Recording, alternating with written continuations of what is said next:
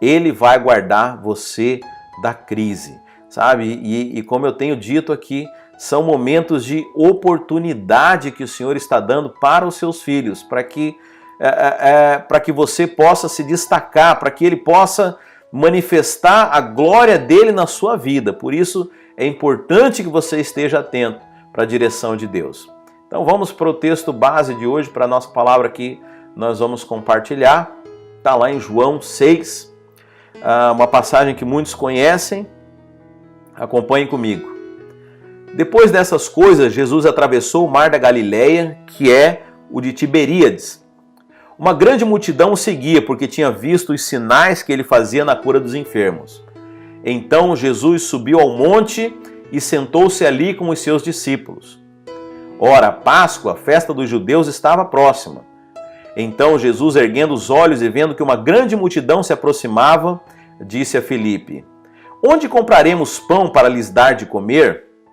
Mas Jesus dizia isto para testá-lo, porque sabia o que estava para fazer. Filipe respondeu: Nem mesmo 200 denários de pão seriam suficientes para que cada um recebesse um pedaço.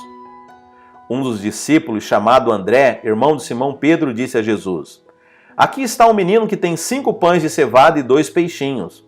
Mas o que é isso para tanta gente? Jesus disse: Façam com que todos se assentem no chão. Havia muita relva naquele lugar. Assim os homens se assentaram e eram quase 5.000. Então Jesus pegou os pães e, tendo dado graças, distribuiu-os entre eles, e também igualmente os peixes, tanto quanto queriam. E quando já estavam satisfeitos, Jesus disse aos seus discípulos: Recolham os pedaços que sobraram, para que nada se percam. Assim, pois, o fizeram e encheram 12 cestos de pedaços dos 5 pães de cevada que sobraram, depois que todos tinham comido. Ok, até aí, meus irmãos. Então, essa passagem muito conhecida, a da multiplicação dos pães e peixes, onde Jesus multiplica 5 pães e 2 peixes para uma multidão. Eu quero dizer, irmãos, que essa é uma passagem que fala a respeito de provisão. E eu sei que nós estamos às portas de uma crise financeira que é mundial, irmãos, né? As previsões mais otimistas é que talvez a economia vai levar pelo menos uns 2 anos para poder se recuperar desse tempo que nós temos vivido. Mas eu quero declarar uma palavra sobre você, que o Senhor Jesus vai suprir você. Mas para isso é importante que você entenda a palavra dele, né? Como eu falei a respeito do jejum, o jejum não é para que Deus nos ouça, é para que nós estejamos sensíveis à palavra e à direção dele. Então eu quero que você preste muita atenção nas lições que o Senhor quer nos ensinar através desse texto. Então a primeira coisa que nós observamos, irmãos, nos primeiros versos, a Bíblia fala que Jesus estava no mar e ele subiu para um monte. Você sabe, na Bíblia nada é por acaso. E toda posição geográfica ela tem um significado, ela tem uma simbologia. Então você vê na Bíblia que toda depressão, todo vale, toda vez que a Bíblia fala a respeito de mar, toda vez que a Bíblia fala a respeito de vale, ela está falando dos lugares baixos, das coisas que são naturais, das coisas que são do homem. E todas as vezes que a Bíblia fala de montes, fala de lugares altos, falam das coisas que são do céu. Domingo passado nós falamos das cidades refúgio, dos lugares que apontam para a igreja. E onde que era a posição geográfica das cidades refúgio? Elas ficavam no alto dos montes. Eu quero dizer que a igreja, ela é celestial, a igreja é do céu. Aquilo que nós ministramos, ela não é do homem, ela não é natural. Você sabe, nós vivemos dias em que o evangelho ele tem sido distorcido e muitas pessoas no lugar do evangelho têm pregado autoajuda, têm pregado psicologia, muitos pastores agora têm aderido à linguagem do coach, mas eu quero dizer que aquilo que é de Deus é celestial. A palavra de Deus, ela vem do céu, ela alimenta o seu espírito e não a sua mente. Então, a Bíblia, quando a Bíblia fala que aquela multidão, ela sai do nível do mar e ela sobe o monte para escutar Jesus. Eu quero dizer que o primeiro passo para que você possa receber do suprimento do céu é sair do nível do mar, sair do natural, sair daquilo que as pessoas no âmbito natural têm feito. O que as pessoas nesse tempo de crise fazem? O que elas têm buscado? O que elas têm pensado? Quero dizer que a sua ajuda, que a resposta da crise, ela não está nesse nível, ela não vai ser dessa forma. Você sabe, no nível do natural, as pessoas vêm buscar os conselhos que são naturais. Elas procuram soluções naturais, mas deixa eu dizer, a solução que Deus vai te dar, Ele vai te entregar no monte. Agora, eu sei que no Brasil, às vezes os irmãos levam de uma forma muito literal a respeito do monte, né? E eles falam, não, eu vou para o monte orar, né? Então sobe lá um morro, isso em alguns lugares, né? Eu morava no Centro-Oeste, não tinha como fazer isso, porque lá é uma planície, né? Aqui também, perto de Tampa, não tem monte nenhum. Mas eu quero dizer que monte é um lugar espiritual e não um lugar físico. Mas é o lugar onde você sai do nível natural e você sobe para poder escutar de Deus. Então, o primeiro passo para você resolver qualquer crise, o primeiro passo para você poder lidar com qualquer situação, qualquer desafio, qualquer obstáculo, saia do natural e vá e leve a sua mente para os pensamentos de Deus, vá buscar a Deus. Sabe, às vezes as pessoas elas buscam sempre a solução natural primeiro. Não é assim? Nós ficamos com uma dor de cabeça, a gente logo corre, pega um Tylenol, pega um Ibuprofen e vai tomar um remédio. E aí, se aquilo não passa, se alguns procuram um atendimento médico, se aquilo não resolve, e por último elas vão orar, quando já não tem mais o que fazer. Deixa eu dizer, a solução do alto tem que ser a primeira que a gente sempre busque.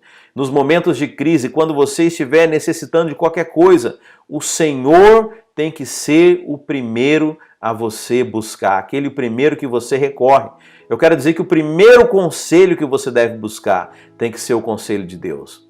Então, nessa passagem mostra que eles saíram do nível do mar e isso aponta para você sair do nível natural e você ir para o nível do monte, ou seja, para o lugar onde Deus fala. Eu pergunto para você, você tem escutado a Deus nesse tempo de crise?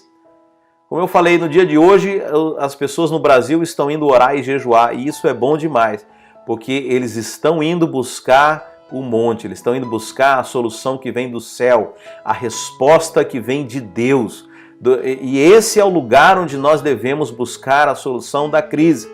Porque deixa eu dizer, no nível natural nós não temos a solução, a nossa solução ela vem do céu. A cidade refúgio, ela está no monte, a igreja está no monte, a igreja está perto de Deus. Então, primeiro ponto, você que está anotando aí, você que está tomando nota, saia do natural e vá para o monte, vá para o lugar onde Deus vai falar com você. Toda dificuldade, toda necessidade que você tiver, vá para o monte, vá para o lugar, vá para o lugar espiritual. É lá que Deus vai te dar as direções para que você seja guardado, poupado de toda a crise. Mais do que isso, onde você vai ser abençoado. Agora, segundo ponto, é interessante que lá no verso 5 e 6, deixa eu projetar para você aqui, deixa eu colocar na Bíblia aqui, segundo aspecto aqui, olha que interessante aqui, mas Jesus dizia isso para testá-lo, porque sabia o que estava para fazer. Irmãos, eu quero dizer, deixa eu botar minha imagem aqui, eu quero dizer que isso é maravilhoso, irmãos, porque o nosso Deus, ele não é pego de surpresa por absolutamente nada. Você sabe, talvez você esteja pensando, e agora, Deus, o que fazer? Mas você sabe, quando a necessidade surgiu, Jesus já sabia o que fazer, ainda que ele não tivesse falado para os seus discípulos. Você sabe, eu quero dizer que a saída para essa crise, Deus já tem. Deus já sabe, Deus ele é onisciente, Deus ele está à frente do nosso tempo, ele já enxerga o fim das coisas e a solução Deus já sabe. Mas por que Jesus não fala a solução para os seus discípulos? Porque havia algo que ele queria ensinar para os seus discípulos. Eu quero dizer que Deus, ele permite que os seus filhos passem por situações, passem pelas crises, mas o propósito de Deus não é que você venha sofrer, não é que você fique na necessidade, mas o propósito de Deus é que você cresça, que você aprenda, que você avance. Todo teste de Deus, ele vem para que os seus filhos possam crescer, possam avançar, possam dar a resposta correta. E você sabe, quando você passa por uma aprovação, passa por um teste e dá as respostas corretas, o Senhor, ele acrescenta um nível maior de autoridade na sua vida. Aleluia, porque o teste, ele vem para te abençoar. O teste, ele vem para que você avance, para que você cresça, para que você amadureça, para que você receba um nível maior de autoridade. A Bíblia fala que nós somos transformados de glória em glória. E eu quero dizer que é glória tremenda. Cada teste que nós passamos, como eu falei para você, que a glória de Davi é Golias. Então, quanto maior o teste, maior a glória que nós recebemos quando nós passamos dele. Então veja, Deus já tem a solução, Deus já providenciou tudo. Mas ele é como aquele pai que fica de perto, cuidando do filho e esperando para ver a reação do filho, porque Deus quer te ensinar. Você sabe, Deus é aqueles pais que são super protetores, aqueles pais que não permitem que os seus filhos sejam expostos a desafio nenhum. Esses filhos, quando crescem, têm um problema muito grande, porque esses filhos crescem dependentes, eles crescem inseguros, eles crescem sem o seu desenvolvimento. Aliás, você sabe, tem uma história que fala de uma pessoa que estava observando aquela lagarta quando ela está no seu casulo. Você sabe, a borboleta, antes de se tornar borboleta, ela é uma lagarta, né? Inclusive esse processo é chamado de metamorfose, né? Da mesma raiz onde nós encontramos na Bíblia lá, metamorfos, né? Do transformai-vos. E conta a história que uma pessoa estava observando isso e vendo a dificuldade daquela lagarta ali se transformando em borboleta, se desvencilhar daquele casulo, né? Ela forçando aquele casulo para que pudesse romper e ela pudesse se libertar daquilo, né? E aquela pessoa, compadecida daquela situação, ela vai lá e tenta abrir aquela casquinha e ajudar a borboleta a sair dali. E aí aquela borboleta, né, com a ajuda da pessoa, ela sai. Mas, para surpresa dessa pessoa, ela não consegue voar, porque ela tem as suas asas fracas, debilitadas, porque havia um tempo que se precisava cumprir ali, ela se debatendo dentro do casulo para que ela fosse fortalecida, né? Então eu quero dizer que toda crise que nós passamos, ela tem um propósito de fortalecimento. É um propósito onde o nosso caráter ele é forjado, onde nós somos experimentados e recebemos uma medida de autoridade. Eu sei que crises são tempos onde a gente não gosta, né? Parece que não são coisas boas, mas elas são necessárias. Sem crise não há crescimento, né? Se você for para uma academia e se você escolher alguns tipos de peso em que você não faz esforço nenhum, eu quero dizer que você não vai ter muitos resultados. Mas quanto maior os desafios que forem colocados, quanto maior os pesos que você colocar, mais resultado você vai ter. Agora, interessante que depois de um tempo, né, aqueles pesos que pareciam tão difíceis de você se exercitar, eles se tornam leves.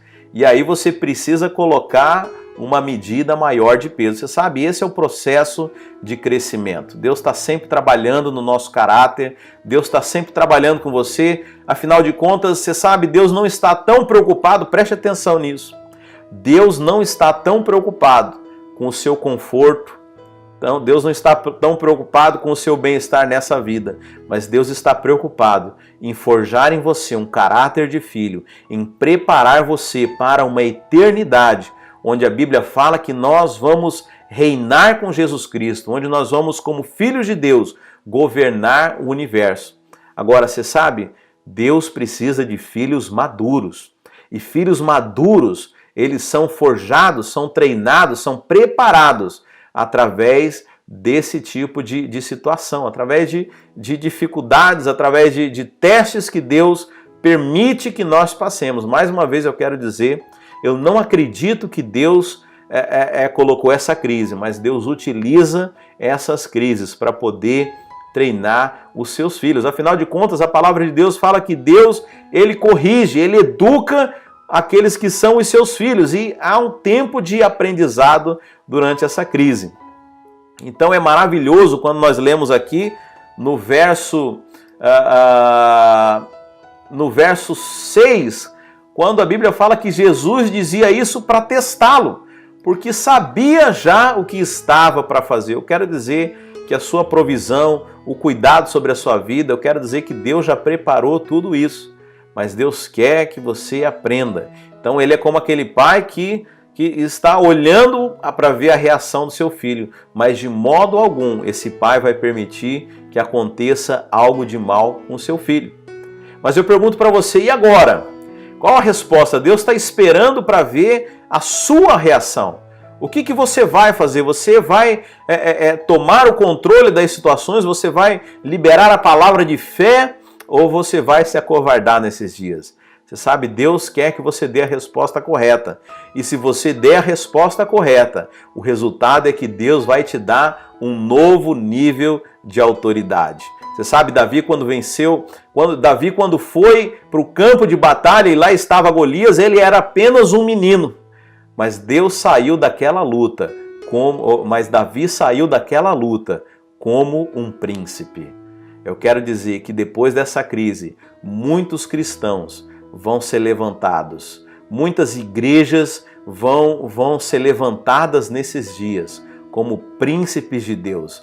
Momentos de crise são momentos onde Deus levanta os seus filhos com uma medida maior de autoridade. Sabe? E eu quero estar nisso. Eu quero dar as respostas corretas. Sabe? Eu quero ser aquele que é aprovado por Deus. E eu tenho certeza que aqueles filhos que fizerem isso vão ser colocados num nível maior de autoridade. Irmãos, você não sabe como que isso queima no meu coração. Como eu estou feliz por tudo isso que está acontecendo. Sabe, eu tenho certeza que o Senhor está cuidando de todos nós.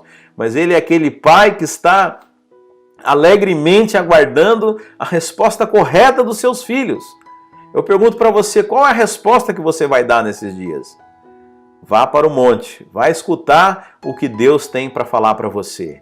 E agora, como eu falei, se você está anotando aí, o tópico 2 é esse. Todo teste, todo obstáculo, ele na verdade, uma prova, um teste para que você possa dar a resposta correta e ser colocado num novo nível de autoridade.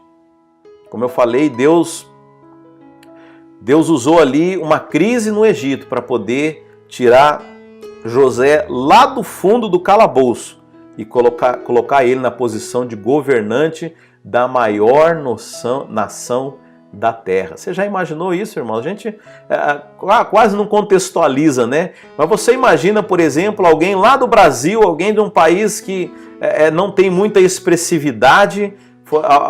Você imaginou se o presidente Trump ele escolhesse um brasileiro como seu conselheiro, o conselheiro do governante da nação mais poderosa da terra? Você sabe, foi num momento de crise como esse, onde um homem de Deus foi tirado de um papel de pouca importância e foi colocado do lado da autoridade, aliás, foi colocado como governante da maior nação sobre a terra daquela época. Então, crises são momentos de oportunidade. Agora, há mais um outro detalhe aqui que eu quero que você acompanhe no verso 10. Deixa eu colocar aqui para você. Jesus disse, façam com que todos se assentem. Façam com que todos se assentem. Você sabe, tudo na Bíblia tem um significado. Assentar, a Bíblia fala que Jesus Cristo hoje está assentado à destra de Deus. Mais do que isso, em Efésios fala que nós, a igreja do Senhor, está assentada juntamente com Cristo. Agora, o que assentar significa? Significa uma posição de descanso. É interessante porque muitas vezes a nossa posição, é preciso que você entenda que descanso não significa passividade, não significa fazer nada, mas descanso significa uma posição de confiança, de você saber que a batalha já foi vencida. Você só vai lá para conquistar aquilo que, para receber a vitória que o Senhor já conquistou para nós. Então eu quero dizer que essa crise já foi vencida, todo obstáculo já foi vencida. Então nesse momento Deus fala, assente-se. Para que eu possa fazer o milagre, você precisa se assentar. Você precisa descansar na minha palavra. Você precisa confiar em mim. Agora, como eu falei, assentar-se não quer dizer não fazer nada. Muito pelo contrário. Quer dizer você agir agora de acordo com aquilo que você confia, da palavra que você recebeu do Senhor. Então, primeiro, ir para o monte, receber a palavra, receber a direção de Deus. Segundo, entender que você tem uma resposta correta para dar a algo que você precisa fazer, que Deus está esperando que você faça. Terceiro, descansar nas promessas de Deus. Entender que aquilo que Deus falou que você tem que fazer, Ele já te deu a vitória. Se Deus te mandar fazer alguma coisa, fazer algo, pode fazer porque a vitória já nos foi dada. Você sabe, a posição de descanso é de extrema importância, porque a Bíblia fala lá em Hebreus que aquele povo hebreu que Deus tirou do Egito e peregrinou no deserto, não pôde entrar em Canaã, na terra da promessa, não pôde receber as promessas de Deus, porque não descansou, não acreditou, não confiou, não teve fé para poder alcançar as promessas de Deus. Irmãos, Deus nos livre de não poder desfrutar daquilo que Deus preparou para nós. Não existe nada mais frustrante na vida de uma pessoa. E você sabe, quem fica frustrado com isso também é Deus, porque a Bíblia fala que Deus não se compraz naquele que retrocede. Deus não tem prazer naqueles que retrocedem na fé. Agora, não é que Deus fica zangado, Deus fica triste, porque Deus preparou algo para nós, Deus quer que nós avancemos, e isso é através da fé. E Deus fica muito triste porque Ele vê os seus filhos vivendo muito aquém daquilo que Ele gostaria que vivesse, porque muitos retrocedem na palavra da fé, muitos retrocedem naquilo que Deus... Então, mas Deus fala que o justo ele vive pela fé. Então nós nos apoderamos através da fé. Eu costumo falar que a moeda celestial, se há um pagamento, se há uma moeda no mundo do Espírito, é a nossa fé. Tem muitas pessoas que querem fazer barganha com Deus, infelizmente, né? Pensando que é o tanto que elas oram, que é o tanto que elas vão à igreja, que é o tanto que elas contribuem, que é o tanto que elas jejuam, mas eu quero dizer, se tem alguma coisa, se você quer impressionar a Deus, impressione com a fé. Agora, fé no quê, pastor? Fé na obra consumada de Jesus Cristo. Nós temos que chegar a Deus confiados no sangue de Cristo e que Deus vai fazer, não por nós, mas por causa de Jesus Cristo. Essa é a fé que se aposta de toda a promessa de Deus. Então, você que está anotando o terceiro tópico, é preciso descansar. Deus mandou que aquela multidão se assentasse. É preciso que você se assente, que você descanse, que você entenda que aquilo que Deus manda, uma vez que você tenha a palavra de Deus, preste atenção.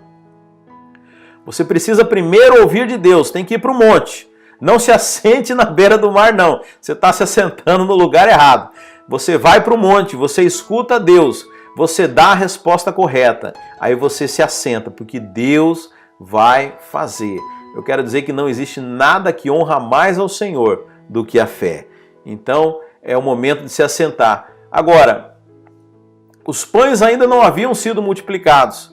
Eu quero falar, então, a última coisa, que é a chave também para a multiplicação daqueles pães. No verso 11 diz assim: então Jesus pegou os pães e, tendo dado graças, distribuiu-os entre eles e também igualmente os peixes, tanto quanto queriam. Então tem um elemento aqui, que a multiplicação ela ocorre no momento em que Jesus dá graças. Eu quero dizer que as ações de graças, ela tem o poder de multiplicar a provisão na sua vida. né? Tô lembrando uma musiquinha aqui do irmão Lázaro, vai passando pela prova e dando glória a Deus. É desse jeito, irmãos. A Bíblia fala: em tudo dai graças, glorifique a Deus. Você sabe, a prova é o lugar onde nós glorificamos, né? E eu tô lembrando aqui Sadraque, Mesaque, Abdenego na fornalha, e é interessante que eles começaram a glorificar o Senhor Deus ali, e apareceu um anjo para glorificar junto com eles. Eu quero dizer que não há nada que atrai mais a presença de Deus do que o ambiente do louvor, o ambiente de ações de graças, é o ambiente onde os anjos se manifestam, né? Paulo e Silas estavam na prisão e começaram a cantar louvores e a Bíblia fala que houve um grande terremoto e todas as cadeias, todos os grilhões se abriram. Sabe, irmão, você não tem noção do poder do louvor, do poder da adoração. Aliás, em Apocalipse fala da chave de Davi. E não sei se você teve a curiosidade, porque se você lê toda a história de Davi, não fala a respeito de nenhuma chave mágica que ele tinha que abrir portas, mas fala de algo que ele fez. Davi descobriu o poder da adoração. Davi descobriu que a adoração, ela atraía a presença de Deus. E o que ele fez? Ele instituiu a adoração 24 horas no templo. Né? Você sabe, naquele tempo havia o templo onde Deus habitava. Hoje Deus habita dentro de nós. Mas naquele tempo era um templo e Davi instituiu que os levitas iriam adorar ininterruptamente por 24 horas a Deus. E essa é a chave que Davi tinha, a chave da adoração que trazia a presença de Deus. Como eu falei, hoje Deus habita dentro de nós e eu quero dizer que você, quando cria um espírito de adoração, um espírito de ação de graças, essa é a chave para que Deus venha liberar as coisas na sua vida. Então, o quarto ponto são as ações de graça. Eu quero saber, nesses dias, você tem agradecido a Deus ou você tem murmurado? Para onde você tem olhado? Você sabe, para onde nós olhamos é de suma importância, porque para onde nós focamos é aquilo que define o nosso pensamento. Sabe, para onde você tem olhado? Para as dificuldades ou você tem olhado para o seu Deus? Você tem agradecido porque você é guardado por um Deus de provisão. Sabe, então, são esses os 4 pontos que eu quero deixar para você aqui nessa manhã, nesse domingo. Primeiro, saia do mar, saia do natural, vá para o monte, para o lugar que Deus fala com você. Segundo, toda dificuldade, todo obstáculo, toda aprovação, Deus usa como um teste, Deus já tem a solução. Mas por que Deus não provê a solução de imediato para nós? Porque Deus está aguardando que você dê a resposta correta. Deus está esperando para ver qual vai ser a sua reação. Agora deixa eu dizer, Deus vai cuidar de você de todo modo, mas se você der a resposta correta, Deus vai te colocar num nível maior de autoridade. Preste muita atenção, Deus tem falado muito nisso comigo. Terceiro, é preciso descansar, é preciso você se assentar, isso fala de uma posição espiritual, você esteja confiante, descansando nas promessas de Deus. E quarto, receba as coisas com ação de graça. Agradeça a Deus por esse momento. Irmãos, eu sou tão agradecido. Como eu falei para vocês, nesses momentos de crise, são momentos que Deus permite para que a gente avance. Momentos de dificuldade são momentos onde Deus coloca, onde Deus dá posições para os seus filhos. Eu sou tão grato a Deus com isso. E tudo que eu peço é que eu esteja preparado para dar as respostas corretas que Deus quer que eu dê. Sabe, isso é para a igreja do Senhor, isso é para você individualmente. Sabe, se você estiver atento à voz de Deus, como eu contei o testemunho de um amigo meu aqui no começo, sabe, eu quero dizer que Deus vai te colocar numa posição maior do que você tem. Deus vai te fazer prosperar em tempos de crise. Deus vai te dar autoridade lá onde você está, no seu trabalho. Deus vai te dar autoridade na sua família. Deus vai te dar autoridade nos seus familiares. Quantas pessoas estão desesperadas, esperando uma palavra de fé, uma palavra de autoridade? Eu quero dizer que Deus vai levantar você nesses dias como autoridade sobre os seus familiares. Os seus familiares vão passar a te escutar como uma voz profética na sua família. Aquelas pessoas que nunca te escutaram, que nunca te deram atenção, que sempre te menosprezaram, aquele lá, o crente, eu quero dizer que Deus vai te levantar como um profeta no meio dos seus. Sabe? E nesse momento é onde ele vai provar para as pessoas a autoridade que ele tem entregue para os seus filhos e para a sua igreja. Irmãos, eu quero dizer que a nossa igreja vai ser levantada nesses dias como autoridade na nossa comunidade. O Senhor tem aberto portas e nós estamos recebendo uma autoridade sobre a nossa comunidade. O Senhor está permitindo que a nossa igreja venha se estabelecer diante da nossa comunidade como um castelo forte, como uma igreja forte. Irmãos, glória a Deus por tudo isso que nós estamos passando, porque tudo aquilo que é abalável vai ser abalado, mas aquilo que é inabalável vai permanecer.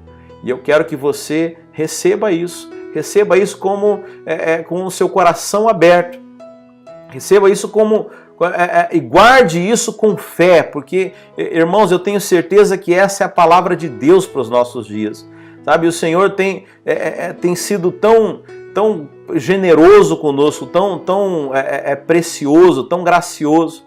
O Senhor tem nos preparado de todas as formas para que chegasse esse momento, para que Ele pudesse nos passar para um novo nível de autoridade. Como eu falei, Davi chegou naquele campo de batalha como um menino. Davi chegou como uma criança. Davi tinha mais ou menos 16 anos de idade quando ele chega ali no campo de batalha. E ali ele se depara diante daquele gigante, mas ele sai dali ungido por Deus como um rei. Ele sai dali com uma medida de autoridade. Você sabe, as coisas não foram imediatas na vida dele, mas aquele momento definiu a história de Davi. E eu quero que você guarde essa palavra, porque momentos de crise são momentos que definem a nossa história. Né? Uma palavra no inglês são os game changers, são pontos de virada, são momentos de virada nas nossas vidas, e que você esteja preparado nesses dias em nome de Jesus. Amém, meus queridos?